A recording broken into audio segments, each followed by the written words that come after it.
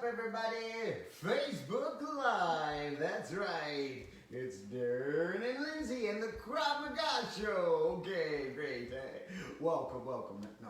Hey, great to see everybody here on Facebook Live. We're excited for another week. Excited for the feedback that we do get on a lot of these videos. I know not everybody can set aside an exact time at 6:30 on every particular day, but yet a lot of people have been commenting on how they have been utilizing these in their daily workouts, so that's great. Obviously, you know, we weren't super excited to hear what was said a few days ago regarding continuing until May 8th, and then just the process here in the month of May. We're gonna ramp up and get things going back as soon as we can. Now, on a personal basis, you need to be thinking, how comfortable are you with whatever scenario might present itself? For instance, if you recall, right before we had the stay-at-home request, I'm not gonna say order, I don't like that word. I rebel against authority.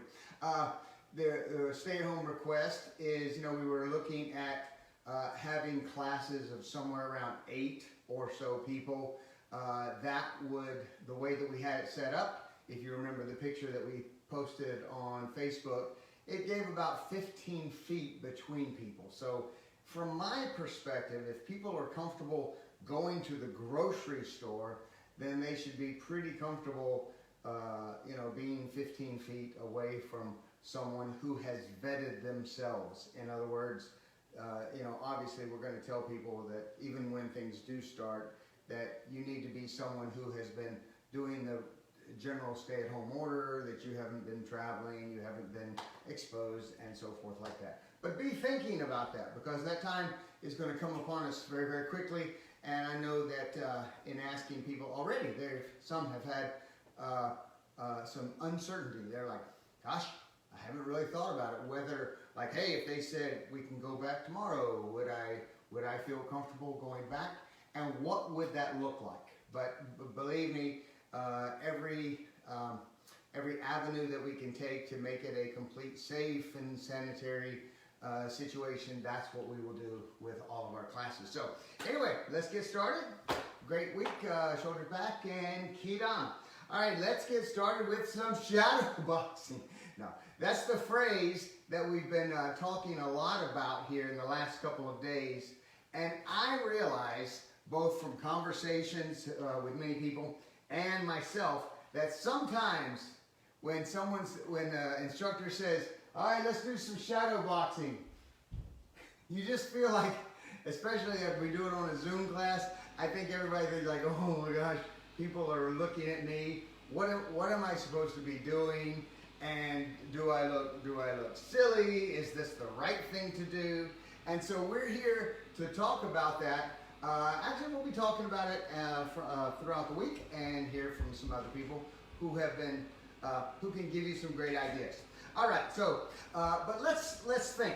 I remember a couple of years ago when I started doing the high-level training at Fit to Fight, you know, getting ready to go do my black belt test, and I also felt that way. Even at a high level, it's like I wanted to make sure that my shadow boxing just didn't embarrass me. Okay, I have enough problems as it is. I've got extension here. I'm not very flexible. I'm not tall. I'm not fast. So I wanted to look as good as I could. So, but mostly I wanted it to serve me. Okay. Shadow boxing, or shadow fighting, is really what it's called, because we're not just boxing. It should be your best and easiest and most efficient tool that you can use. I'm telling you what, you know, Boss Rutan, if you know who that is, an old UFC fighter many years ago, and he created this MMA training audio program. And in it, all he does is he just kind of walks people through shadow boxing. He's just giving them commands of what to do, and it's a heck of a workout. So shadow boxing can change your game, and we've heard a lot of people say that here in the last month. So I'm going to start from zero. Like, what if I do know my basic strikes. What if I do know, let's say level 1, basically level 1 strikes, including uppercuts. We kind of say that's level 2 or so. But just starting from there, how can I develop my own kind of shadow boxing routine? Okay, so here's a few key points. The first thing that you always want to start off with is just your movement, okay? So that's very easy because I can just do the old regular dashing forward, moving side to side, keeping my hands up. So north, south, east, west, dashing forward, stepping back.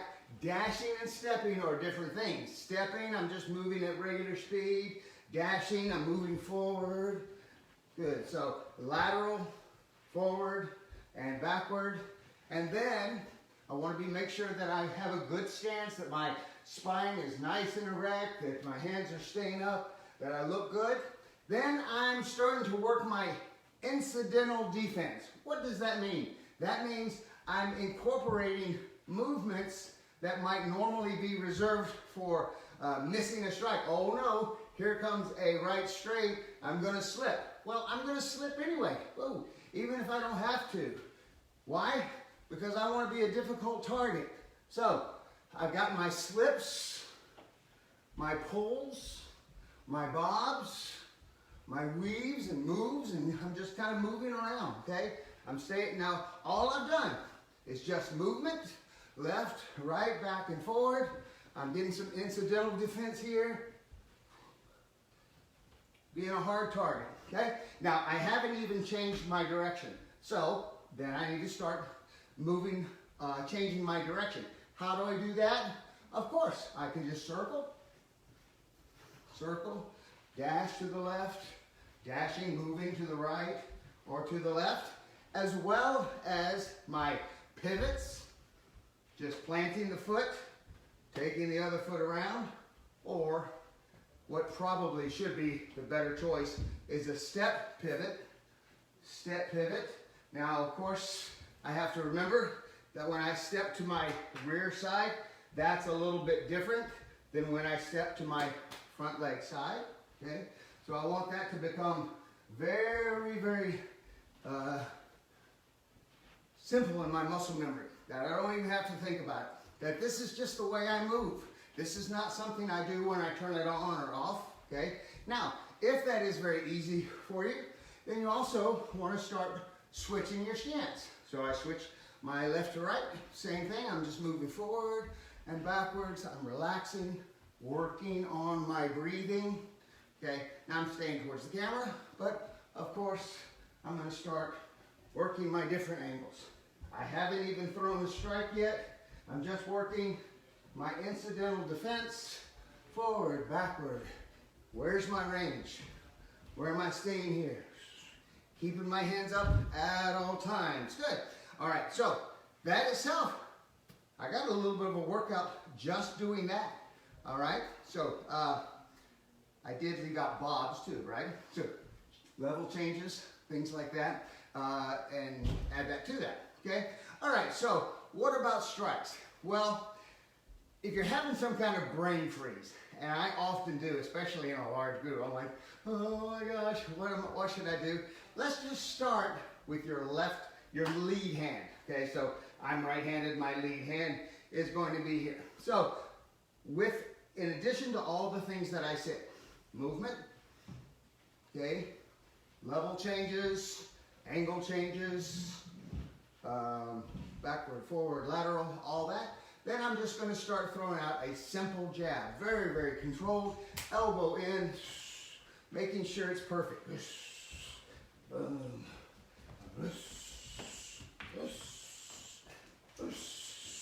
Good. Now I have a couple of choices here.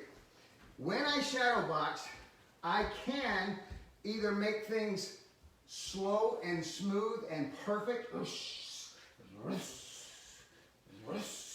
or I can go at full speed. It's totally up to you. There's no right or wrong, okay? So for the sake here, I'm gonna go at a slow to medium type speed.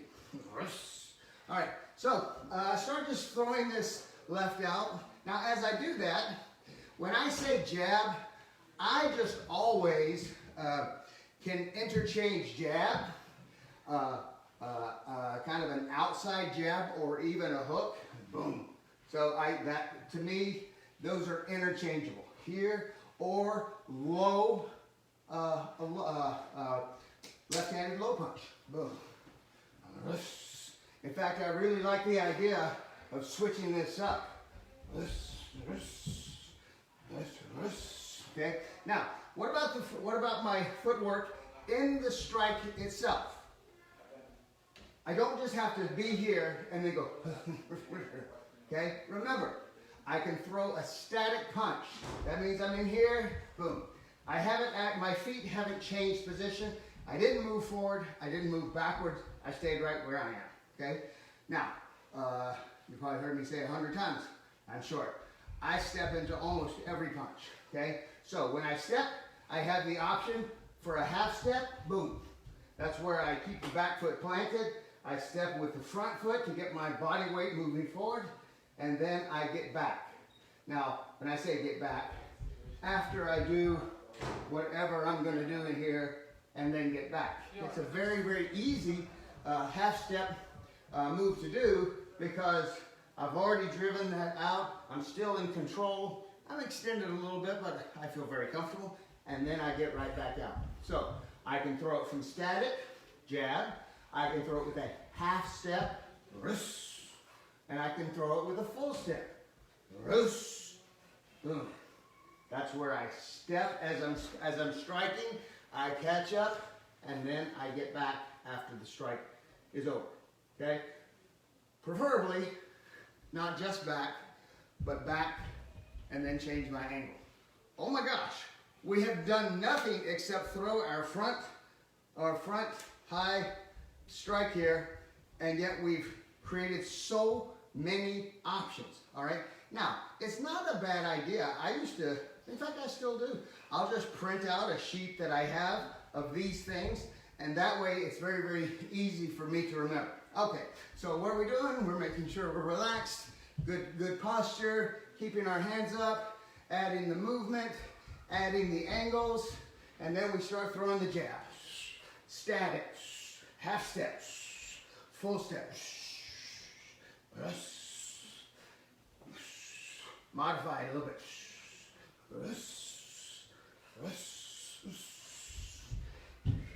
As I said, jab, hook, low strike, or even double jab. When I say double jab, this right here, I interchange that with jab. Okay, so from there, let me see if I left out anything forward. Oh yeah, V steps, right?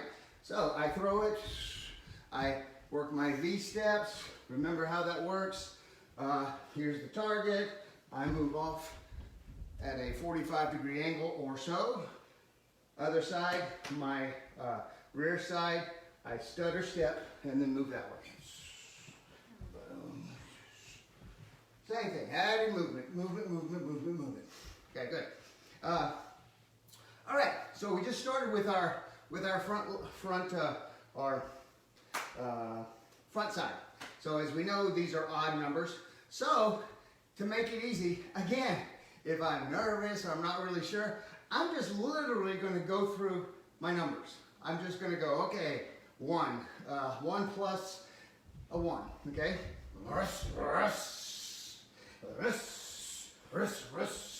There's a 1 followed by a 1.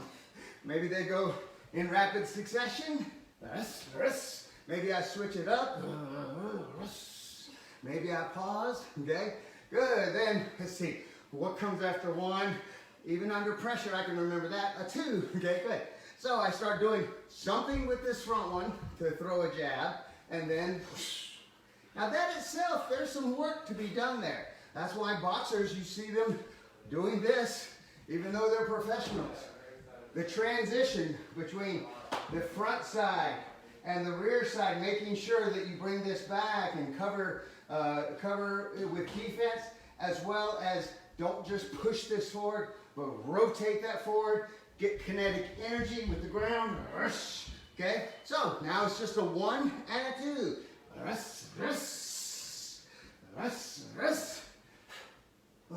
incidental defense. Nice and relaxed. Working on my breathing. Good.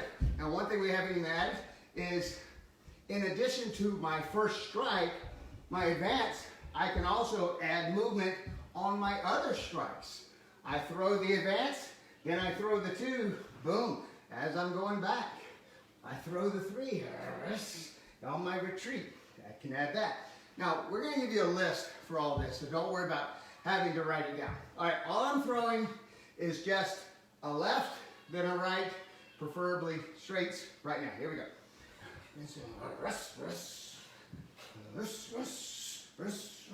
Oh yeah, why not transition on that 2? Instead of going high, go low. Good, what comes after 2? 3, okay, 3. So I'll just go with a 3. I'll throw the 1, then the 3, 1, the 3. Sometimes rapid succession, not much of a chamber. Other times, really bring it back and really chamber it.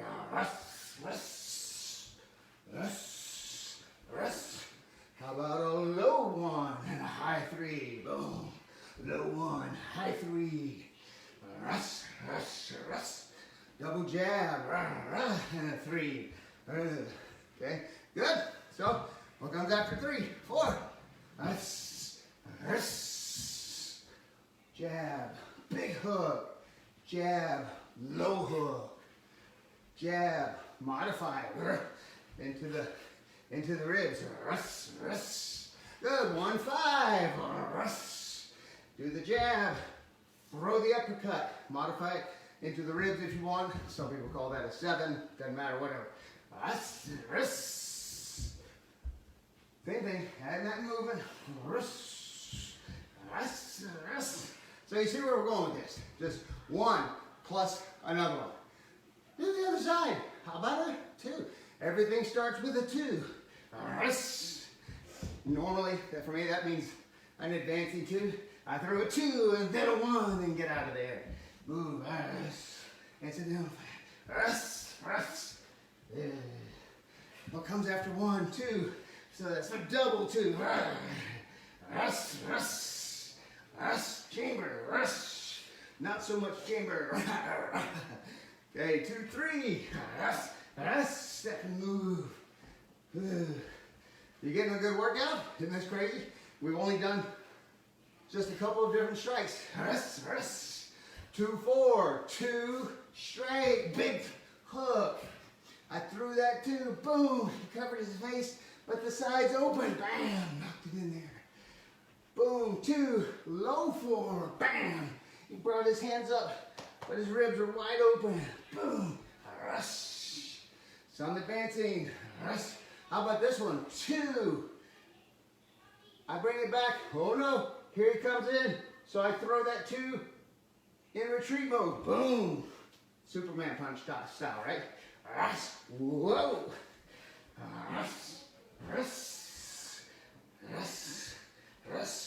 Or step back and plant it. Good. So, 2, 3, 2, 4. So, plenty to work with there. And all I've done is just either start with a left, the number 1, or a double jab, and then either start with the right. Okay. So, we haven't even gotten into 3 strike combos. So when I do that, again, and maybe I didn't even do the 2 strike combos, maybe I go directly into the 3 strike combos. So I know, again, that I can simply just start with 1, okay? Here's 1, and if I say, you know what, I'm gonna stick at first with left, left, or right, left, right, okay? So if I go with the left, the next punch is going to be a right. I know that's going to be the case. And in the early days, I know I only have 3 options on each side. Maybe modify it with a rib shot or kidneys, liver, whatever. But so 3 to 4 strikes each side, and I just mix those up. So what have I got? Now remember, I would be moving a whole lot more, but I'm going to kind of face the camera. So I've got 1, 2, 3. Easy, we know that one. But that itself, those are 3 totally different strikes. So it's very important to be working on that. Modify it. 1, 2, 3 is easy. How about fake the 1? Whoa, boom, throw the 2 and the 3. Fake the 1, 2. Add feints to this. I can feint the first one. I can feint the second one. I can feint the third one. That itself takes every single combo and changes it, especially if I start changing my level as well. So let's think. Let's take 1, 2, 3. What could that be? Well, okay, it could be that. How about let's fake the 1. So what's going on here? She's faking the 1. Whoa! My hands came up. It opened the door for that 2, and then she threw the 3. Right? Good. So that's just one example. She throws that 1. Boom! I'm way up here, but I've got my high coverage everywhere. She lowers her level on that 2, and then throws the 3. Good. So let's just play around with those. You're just going to throw a 1, 2, 3, but you can feint 1. You can feint the second one. Throw the 1, fake the 2, throw the 3. Throw the 1, fake the 2. Sell them on it.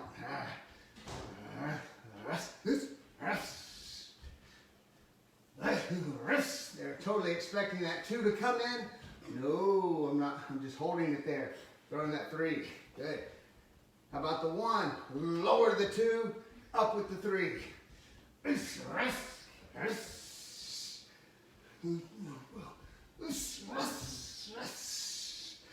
What else? So it's still going left, right, left. 1, 2, 3. How about 1, 4, 3?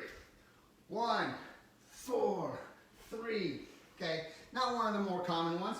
You could make your list and go with the most common ones, but certainly that's left, right, left, so why not do it? Let's go. 1, 3. 1, 4, 3. 1, 4, 3. 1, 4, 3. What are the other ones? So I don't have a brain part here. 1, 2, 3. How about 1, 2, 5? 1, 2, and then the uppercut. Boom. Yeah.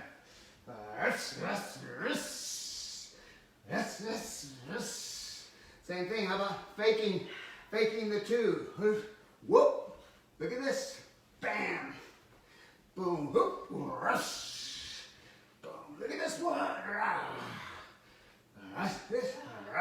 Now again, don't forget, I should be working all of my angles, but for now I'm just looking here. So we got 1, 2, 3, 1, 2, 5, and that's just starting with 1. Let's start with 3. What do we got? 3, easy one. 2 with the 3. 3, 2, 3. Boom, boom, boom. Everybody knows that one. Go. Same thing. Work it out. Change it. Go for the low 3. Boom. The high 2. The high 3. Go for the high 3. The low 2. Back to the high 3. Go for the 3. Fake the 2. Boom. Go there. Whoa.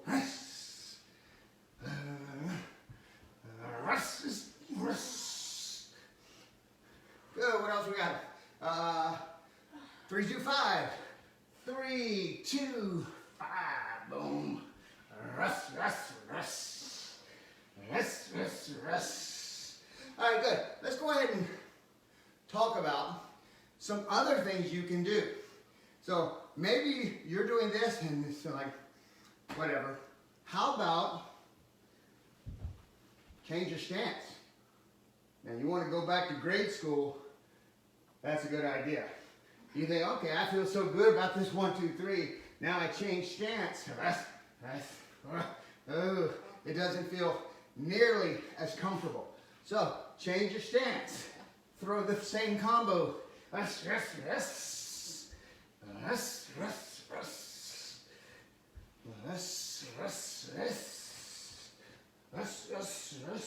Good.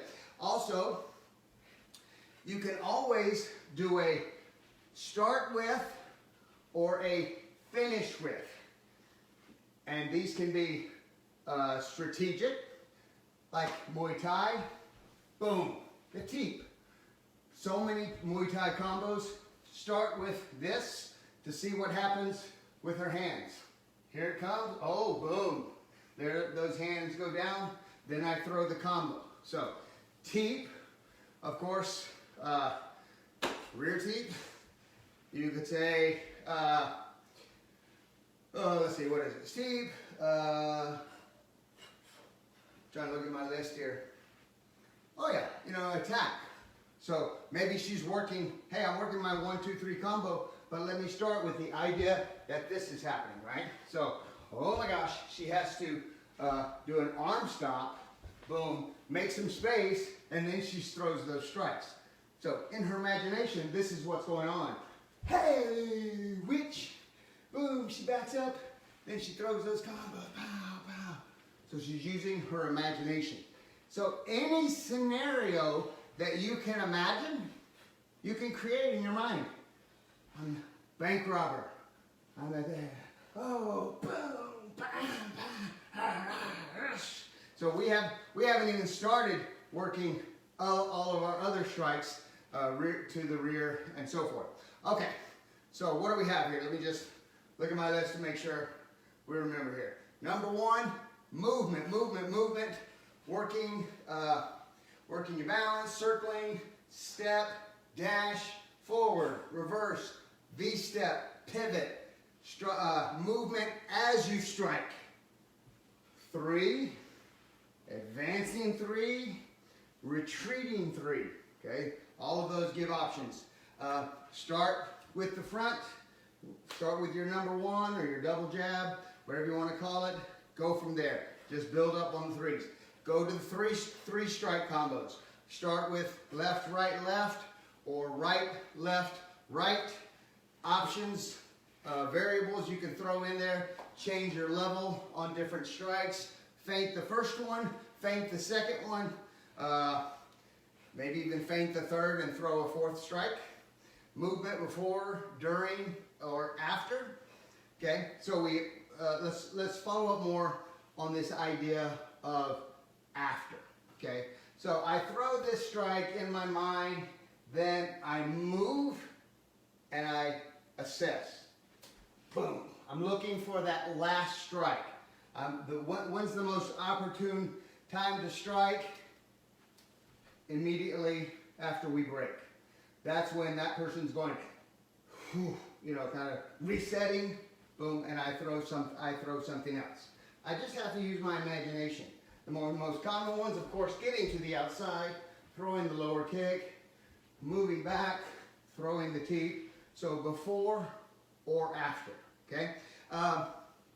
One that I have always liked that is Krav related is to, in my mind, to go through one of the common attacks that we learn in level 1, okay? So for instance, in my mind, I'm here and all of a sudden someone comes up and they put the right-handed headlock from behind, so I have to deal with that. Oh, boom.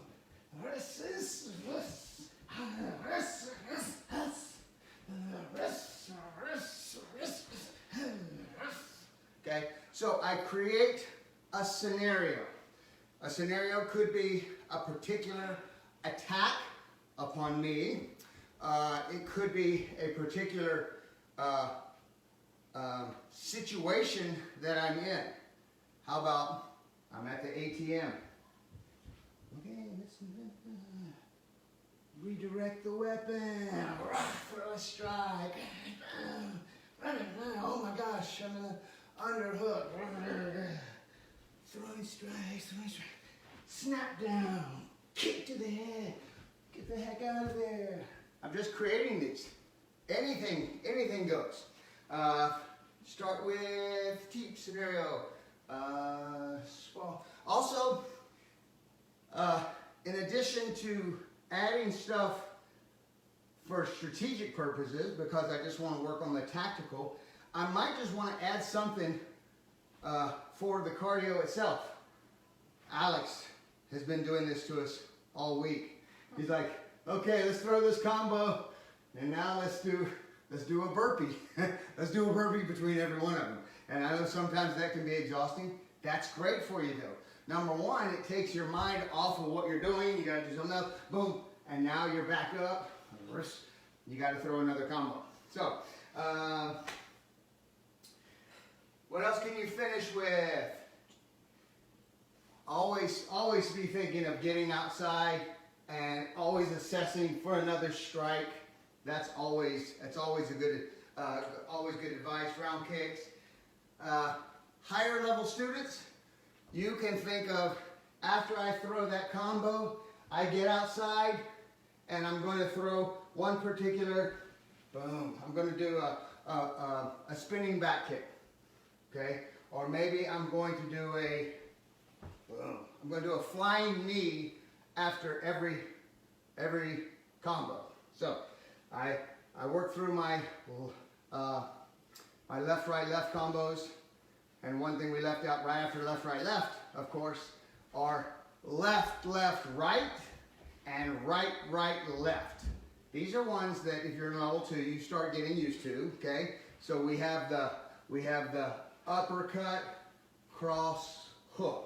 A 5, a left uppercut, a right cross, a left hook, okay? That's 2 on the same side. 5, 3, 2. 2 on the left, 1 on the right. As I said, you can mix these up, in a huge way. There are some that are more common than others, so you can make a list and just stick to the most common ones. So I can throw that combo, and then I'm going to throw the same thing every single time. Maybe it's a knee if I want to keep it simple. Maybe it's a flying knee. Maybe it's a flying switch knee. And I'm just, in my mind, throwing that because I'm working on that particular one. So, now, first time you've heard it, anything in here that's kind of confusing or that could use some clarification? I know that that's a avalanche of information. No, it's just, you have your basic, which is movement, and then adding all the middle, which is strikes, and as simple or as complex as you want. And then you can do a start with and a finish with and decide what those are going to be. Yeah, and keep it simple. Like I said, I'm throwing out 20 different options, but you're talking about filling a space of about 5 to 10 minutes. So figure out what you need to work on, and then just kind of go from there. But keep it simple. Start it simple. I'm just going to look in here and see if I'm leaving anything out. Flying knees, got that. Okay, how about spinning elbows? Boom! I can add whatever I want. Okay, it's a great time to do it. Biggest challenges for higher level students: switch your stance and do unique combo type strikes. Do things that are not in the norm. Practice those, drill those, but do other things as well. So let me check here. How we doing with time? Excellent. Good. All right. So we actually were at the studio the other day, and we made something similar here. It's not as throwing it right out at your face, but we're also not working it. But it's something that you can kind of take your time with a written list of all of these. So we're going to get those out to you. Please let us know any questions you have about that. And certainly we want to address as much as we can regarding the whole issue of shadow boxing this week. So, excellent job. Good to see you work out there. So the back and key dive. We never did key dive again. No, we did. We did? We did. Okay, good. I think so. See you guys.